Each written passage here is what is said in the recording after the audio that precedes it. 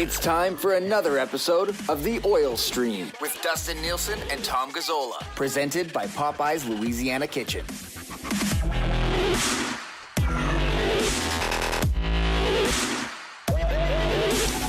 Happy Friday, everybody, and welcome to the episode of The Oil Stream. Nielsen and Gazzola back with you once again on YouTube at Nielsen Media YouTube channel, right here on Twitter, and of course, wherever you get your podcasts. Go leave us a 5-star rating on Apple Podcasts. That would be much appreciated. Leave some comments if you want, but give us a nice little 5-star rating. That'd be great. That'd be great. Play that algorithm. That's all you have to do. If you're not playing the algorithm, you're already behind the 8 ball, which is the last place you want to be. May I suggest you give us a 5-star rating and then go swing by Popeye's Louisiana Kitchen and pick up a delicious Popeye's chicken sandwich heading into your weekend. 20 locations, almost 20 locations in the area. The next one they open will be the 20th. Available on DoorDash, Skip the Dishes, Uber Eats, and of course at the West Edmonton Mall now as well. Tommy, what's up, buddy? How you doing, man? Hello. I'm doing good. It's Friday. A couple of quiet days, which is nice. It's always a little bit pleasant when the team's away on the road. Don't have to go to the rink every day. So it's been good. It's been enjoyable playing hockey tonight. So very you got a little hockey game tonight. Hey, that'll be fun. That'll be great for you. Get out with the boys on the ice, right? That's right. That's good. Somebody actually, we'll say, no, I might as well tell you now. Somebody texted into the show today because we were talking about Devon Shore a little bit. It said Devon Shore is like that buddy you have that you can text at 11 o'clock on Friday night and be like, hey, man, we got a game at River Cree, 15 minutes. Can you make it? And he's the guy who's like, I'm in. What color jerseys are we? Like, he's just like, he's good to go. He's always ready to roll for you. So it's funny that you mentioned the hockey reference because that was from a little bit earlier on today. All right, we got lots to get to. I have to know, how was the post game last night, buddy? I know sometimes when they win, it's like, oh, take care of business. Post game's not a straight fire, but when they win the way they did against the Bruins, I'm assuming the post game show was amazing yesterday. It was very, very fun. Like, it was a good atmosphere and vibe and mood overall.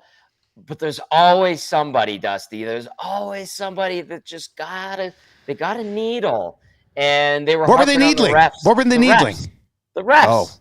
And I just kind of poo-pooed it. I'm like, come on. Like, these are two good teams, best team in the league. They got 2 power plays. The Oilers got 1 power play. It was called the same way on both sides. It was. Yeah, and I'm like, they put the whistles away, especially the third period. There wasn't anything overly egregious. And Darren, who texts in quite often, he poked the bear even more. He's like, that is a garbage take. Oh, and my goodness. And then I was like, that was a garbage text. Like, well, the comparison was to last game against Buffalo prior to the Boston game. And I'm like, the Bruins have way more clout, respect from the officials than the Buffalo Sabres do. Good on the Sabres for being an upstart team. But when it's a tight, hotly contested game like last night between 2 really good teams, you're going to get the refs kind of being more measured with their penalty calling as opposed to the Oilers and Buffalo Sabres. That's just the way it goes. It's human nature. It's the way these officials work. Is it perfect? No. But that got me going a little bit. And a few people were like, wow, old man Gazzola. And I was like, what's the problem here? Like, what are we complaining about? They won. They only got 1 less power play, and they won. And their power play looked like shit when they got it yesterday. Like, come on. Other than that, it was a very fun postgame. Tommy, are you going to be able to settle in for a playoff run here? Like, are you going to be okay? Because there's going to be some ups and downs, my man. I will be. I mean, after everything we've gone through with the last 3 postseasons, bring on whatever you're going to throw my way. That's the best part of the year. It's like, it's tense, nervous. Post game is always fired up, wins or losses. Yeah, I love the playoffs. It makes all of this a lot of fun, and it gets us through the doldrums of the middle of the season, which we're clearly past right now. Tommy, what was the best thing coming out of last night's game outside of the 2 points, because they're in the business of collecting them? But what was the best thing that came out of last night's game? I think getting a result after playing a pretty close to 60-minute game. They played an excellent, sharp game, detail-oriented, minimized mistakes. They did get burnt on a couple of them, and Stuart Skinner was the one who made those mistakes, but he locked it down the rest of the way. But Dusty, I think it's getting rewarded for playing the right way against the best team. So there's going to be a huge confidence boost that comes with it. That was an excellent game played by the Oilers yesterday. I know Skinner, obviously bad start, first goal, brutal. The giveaway behind the net late. I mean, he's probably going to want to do that, but the rest of the team stopped playing. They all just stood around. Looked like the controller got unplugged for everybody in the ice except the two Bruins who got the puck and passed it to the guy in front who had the goal. So, the fact that Skinner shut the door after that was big. But I think just the fact that the Oilers beat the Boston Bruins with one secondary assist from Draisaitl and nothing from McDavid, and nothing from Hyman, and nothing from Kane, and nothing from Nuge, and nothing from Yamamoto. Like, if I would have said that on the air, the yesterday morning, if I had said, you know what, the Oilers win tonight, and they're going to do it with 1 point from their top six, people would have said, Dusty, you're a wild, silly goose, and I would have said, yeah, you're probably right. Like, this seems like a stretch, but that's how they did it. They came from behind to do it, but they did it with Bouchard scoring for the first time in forever on a very rare 4-on-1. Nurse just getting a puck on net. It somehow worked its way through. And then Short sets up McLeod for a huge goal in the early stages of the third to make it a 2-2 hockey game. And it wasn't – I wasn't sure if the Oilers could win that type of game, let alone against the Boston Bruins. And they did it last night. So that's huge for this group. That kind of ties into what you said on the overall confidence boost for the group. Yeah, I mean, the bottom six has actually been playing quite well for the last, 3, maybe even 4 weeks. They've been getting contributions. They haven't been getting caved in all that much. Nick Bjugstad helps make it a better bottom six to the point where they're not dressing Klim Kostin. So this group, as you watch it start to take hold and find itself and maybe make a nice run to the top of the conference, it's there for them. It has the makings of a really good team in the Western Conference because there's a lot of beasts in the East. And I think a big part of that is the depth. And how many times over the last couple of years have we heard people complaining about the lack of depth? That's no longer the case. Now I think the focal point might be, hey, who's on the third pair on defense? Brett Kulak. Oh, that's okay. Vinny Desharnais. A couple months ago, people would probably be saying who, unless they watched the Oil Stream in the summer when we told people that Vinny Desharnais will likely be You on did the say team that a playing couple games. times, yeah. And right. Here he is being literally a huge part of the blue line where he's playing ahead of Philip Broberg at the moment. All right, let's do this then for Boston Pizza. Happy hour daily from 2 to 5 and again from 9 until close. It's delicious. What can we say? You want to go watch the Oilers game on Saturday night against the Toronto Maple Leafs? Do it at a Boston Pizza Lounge. Tommy, who is and if you're watching right now on the live stream, feel free to give us your answer on this because I'm curious to see where people come out on it. I think it's a pretty fun discussion, but who is the Oilers' most important bottom six forward? Because they have this bottom six right now, right? Yeah. Kostin doesn't know that. So who would you say is their most important bottom six guy? I don't think this is going to be a popular one, but it's a sneaky good one. And I think it's Matthias Janmark. Whoa, okay. Yeah. He doesn't wow you with anything, right? You never go, wow, look at Matthias Janmark. That was excellent. Or he is a flashy NHL player. No, he's just consistent. He makes the right decisions time in, time out. He's in the right place at the right time. Steady. And he's on the PK. He's had to moonlight in the top six. He's scored some big goals, some big plays shorthanded. I know Gregor doesn't. I think Gregor kind of harps on Janmark, but I think Janmark is a sneaky good, sneaky important bottom six player. Listen, you can make a case for Nick Bjugstad as a prime face-off man.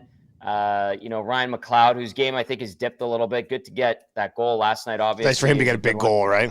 Yeah, so I would make a case for Matthias Janmark just because he's dependable all the time. And whether or not it's in the postseason or the regular season, he's always doing the right thing. And you need that in your bottom six. Plus what he does on the PK. I'll go with Matthias Janmark. Yeah, in the overall discussion of not maybe who's the best bottom sixer, but the most important bottom sixer, Janmark even plays the most out of all of them. Like he averages, what's he average here? Let me bring up his, he averages, Yammer plays over 15 minutes a night, right? Yeah. McLeod plays 14-20. Bukestad, we're still kind of getting a look at. Fogle only plays 12:44. Derek Ryan plays 11:06. Shore, when he's in, plays less than 9 minutes. So the Yanmark, I mean, I wasn't thinking of that myself, but you kind of make an interesting case for him. I think now, I think Bukestad probably from this point moving forward will end up being my answer. I mean, just the fact that he can do something that nobody else does in this team, and that's to be that right shot center in some key situations. There's a reason that they wanted to get him and why he seemed like a fit for a long time, and it's because he's unique in their bottom six. He's 6'6". He shoots right. The other guys who big Fogle and Costin, those guys play the other way. He can play center. He can play on the wing. Some of those other guys can, but probably not at the level that he can do it at right now. So I think I'd probably go with Bukestad, but I do have a lot of time for that Yanmark answer now that you brought it up. Yep, he's just he's got 19 points in 50 games. Bukestad or Yanmark, right? Like third, fourth line guy. Yeah, because he hasn't even really been bumped up much, right? It's got to just been you're a third liner and you penalty kill, and that's about it. So I would have to say that he's probably it would be. Who's more like so? Costin was the odd man out this time. Shore would be probably the next on that list, and then Fogle, then Ryan, maybe Ryan, yeah, and then you've got McLeod, Bukestad, and Yanmark, and I just don't see any of those three guys coming out in that rotation, right? Like that bottom six, the odd man out is Costin, Ryan, Shore, Fogle. Yeah, that's probably it. Yeah.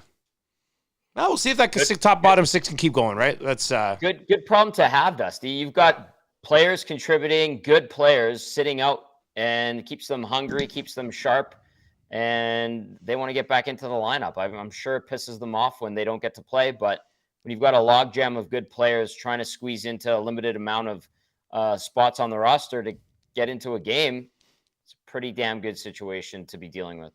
There you go. That is your Boston Pizza Appetizer. If you're looking to watch that Oilers Leafs game on Saturday, hit up Boston Pizza Lounge, hit up the restaurant, go sit in there with your family. They'll have the game on 5, 6 TVs in the restaurant as well at all of your Boston Pizza locations. All right, Tommy. So Derek Ryan almost became the most hated man in the entire city. What was he doing? I don't know what was going on there. I mean, I don't know what he was doing, but when McDavid went down, I mean, he's in full fetal position. He's reaching down to his leg. It looked like he was looking at his shin when he got up and skid off. I was like, holy shit, not now. Like, this is unbelievable. He's putting together one of the top 5 offensive seasons in NHL history, probably. Then he got to the bench, and I mean, probably like everybody else, the camera went by the bench one time, and as he was still being talked to by the trainer, I was like, oh, no. And then he came back out and finished the game, and he's on the ice at practice in Toronto today. So I guess bullet dodged for Derek Ryan and the Edmonton Oilers. I don't know what Ryan was doing either. I had to go back and watch that play. I'm like, who hit him? And I look, and it's Derek Ryan trying to cut underneath to get to check the puck carrier. And I was like, why would you do that? Why would you do that? Mistake by Derek Ryan. It seems like McDavid is no worse for wear. I mean, we'll see tomorrow. But that was one of those ones where you're like, oh, no. I actually thought when I looked up and I saw someone writhing around in pain, I was like, oh, that's just McLeod. It's okay.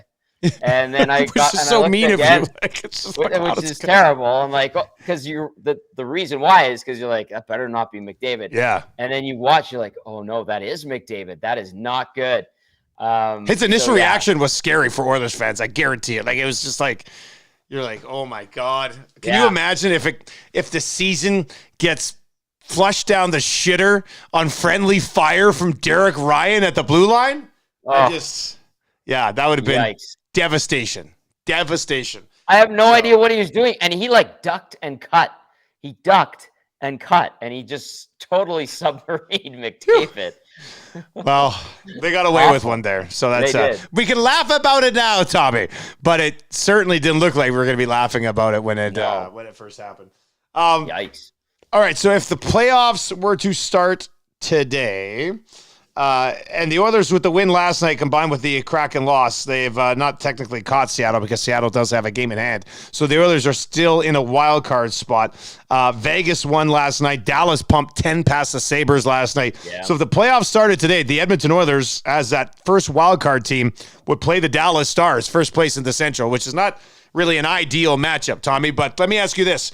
What is the ideal matchup for the Edmonton Oilers in the first round of the playoffs? If I could tell you, choose one, because you get into the division, you get to play that 2 seed, you stay where you are, you're crossing over, playing at the top there likely. Yeah. There's everything basically is still an option right now as for who they could be playing. So who do you think is the ideal first round matchup for the Oil? I'll start by saying I don't think a Stars matchup is that daunting, to be honest with you. Edmonton played them very well last time in Dallas, and I'm very much looking forward to next week's matchup against the Stars here in Edmonton, because I think Edmonton has the capability of handling the Stars like they did a few months ago in Big D. Now, the ideal matchup for the Oilers, I would be doing everything I can to find you can't pick your opponent, but if you could end up playing the Seattle Kraken, I think that would be a great matchup. That is a team that does not have great goaltending. That is a team that has a mishmash of players. Some of them have excellent experience. I just feel like the playoffs and how overwhelming they can be, especially for a brand new team. I don't think we're talking about the same thing as the Vegas Golden Knights here. I think that would be the ideal matchup. Now, if the Calgary Flames could find a way into the playoffs and you could find a way to pump up your standing you track down Vegas in first, you'll be playing a wild card team. I mean, if they're able to do that, they might not be able to, but there's still a way for that to happen. That would be a wonderful opportunity, especially given the way the Flames have played this season. But ideally, with realistic playoff teams or opponents, I would think Seattle would be the best one. That's just my take. No, I think Seattle would be it as well. And it does sound a little disrespectful of us both to pick on Seattle, considering they've been ahead of the Oilers in the standings for pretty much the entire season, and they haven't fallen off. But I mean, think about the other options here. One of them very much being the Los Angeles Kings, and you're going to roll up against Kopitar and Philip Deneau, where you can go to Seattle and play against Jared McCann, a young rookie who's very talented, in Matty Beniers, but he's never been in this spot before. Jordan Eberle, some of these guys who they're good players, like they're good veteran players, but they're pretty much all. Well, not Matty Beniers, but the rest of the guys are kind of second liners at this sort of stage of their career, right? So that'd be an interesting series because that Seattle team would have nothing to lose, and they've got some guys who can pound you on the blue line as well.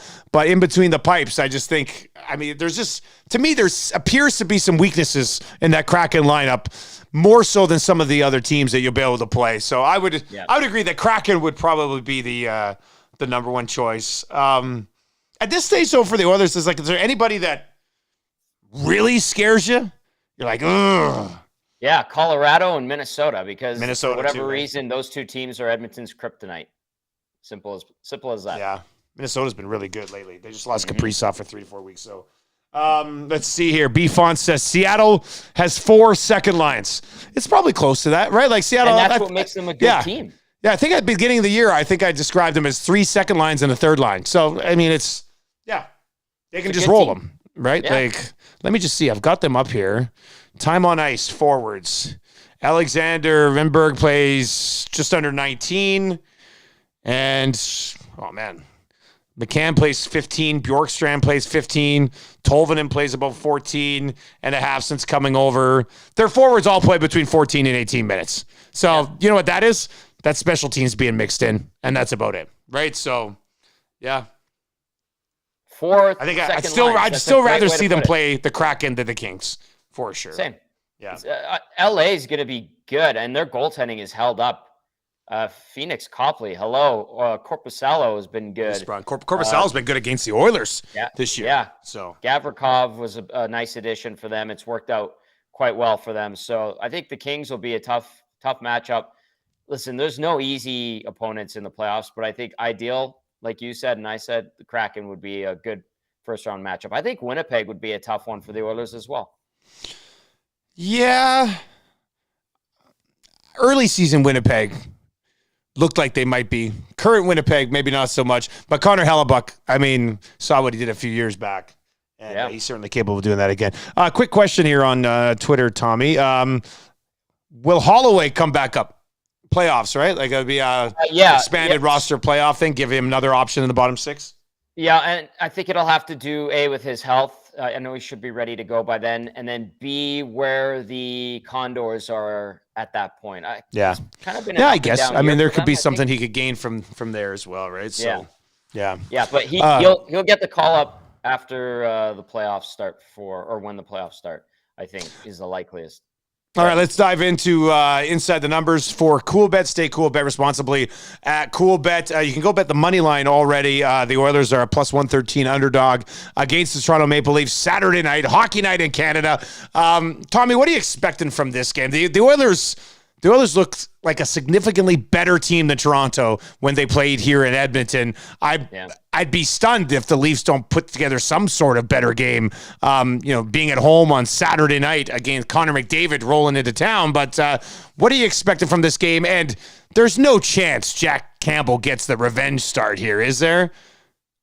You can't trust Jack Campbell. What's his goals against average in the last 5 games? Like 517. It's way too many, buddy. He's that's like what 0-1-3 record. It's atrocious. So Jack, as much of a nice guy as he is, I think we saw the coaching staff make the right call last week when Toronto was in town.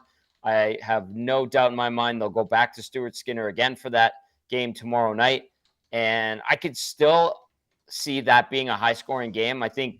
Unlike last week, I think Marner shows up. I think Matthews shows up. Nylander shows up. I think that they try to get a little bit of revenge on the Oilers. But I still like Edmonton's chances. Like Edmonton, this is a team starting to find its rhythm, find itself with the new additions. And if it can peak at the right time, this Oilers team could do damage again. Go and hop on this over at Coolbet, coolbet.com. And if you sign up for an account for the first time, use the code LOCKSHOP, and they'll get you a deposit bonus up to 100%. Look, this might be taking it too far. We had people texting in today to the Nielsen show with statements by the beard of Ekholm. Like people are loving Ekholm, but right. And it's a discussion we can have if they do put it all together here come postseason, Tommy. But am I going too far by legit just saying straight up Matthias Ekholm was the missing piece for this team? Which would make me think that there's no other missing pieces, right? If this was the missing piece, then there's no other pieces missing still, which I think you could probably justify between the pipes. But it's darn close to the missing piece, isn't he? Yeah, it is very close. And I don't want to discount the addition of Bjugstad either. I feel like if they had more money, they would have gotten a right shot defenseman, a veteran one too. Unfortunately, not the situation that played out. In terms of this year, I guess you could say Ekholm is the missing piece, but I don't want to discount Bjugstad. And then the maturation or awakening that we're kind of seeing at the beginning of with Evan Bouchard, which is a nice sign. He played very assertive yesterday. He needs to be more like that and continue on this path. Yeah, Ekholm at 5-on-5 with Bouchard on the penalty kill with Desharnais and taking some work away from Darnell Nurse. I don't know. He's impacting 3 other defensemen by being in the lineup, and it's making a significant impact. So absolutely, just his game last night. What do you have? Like 6 hits, 4 blocks. Like he's good, man. He's really good. Tank. Yeah, he is, isn't he? Like he's got that grown ass man strength. You know, who's done it before. Like it's and I love Jake DeBrusk. Jake, I remember when he would be at the rink, Louis would bring him when he was like 12 years old, and him and I would talk about everything hockey, and it's always great to see Jake. But Ekholm literally was skating by and just like gave Jake a shot, caught Jake in the shoulder, and it hurt. I know Jake was, as Louis was saying, dealing with something already, but that is old man strength. That is, get out of my way. I don't care who you are. And I was like, oh, that probably did not feel good. And Jake had to go down the tunnel. Thankfully, he was all right. But I think that's a good example of just the type of player Ekholm is. And he's got some bite to his game, which is appreciated.